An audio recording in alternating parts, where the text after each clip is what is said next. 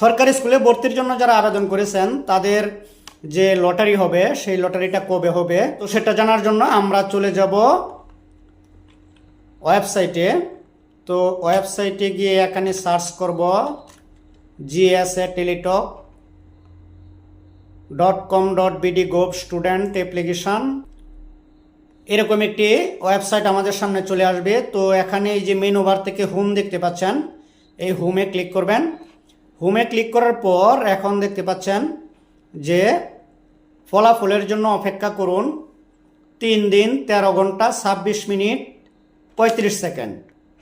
তো দেখতে পাচ্ছেন সরকারি বেসরকারি বিদ্যালয়ে ভর্তি 2025 এর ফলাফল বা লটারি অনুষ্ঠিত হবে আগামী 3 দিন, অর্থাৎ আজকে হচ্ছে আপনার 8 তারিখ। তাহলে 12 তারিখ সকাল 10টা পর্যন্ত আপনাকে অপেক্ষা করতে হবে ফলাফলের জন্য।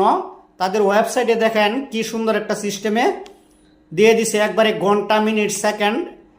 ফলাফলের জন্য অপেক্ষা করুন 3 দিন 13 ঘন্টা 26 মিনিট 0 সেকেন্ড। তো আপনারা সবাই 12 তারিখ সকাল 10টা পর্যন্ত অপেক্ষা করবেন। তারপরে আপনাদের যে আবেদনের সময় একটা প্রিন্ট কপি দেওয়া আছে, সেই প্রিন্ট কপিতে থাকা ইউজার আইডি ব্যবহার করে আপনারা রেজাল্ট জানতে পারবেন। তো আশা করি পুরো প্রসেসটা বুঝতে পারছেন। তো ভালো থাকবেন। আসসালামু আলাইকুম ওয়া রাহমাতুল্লাহি ওয়া বারাকাতুহু।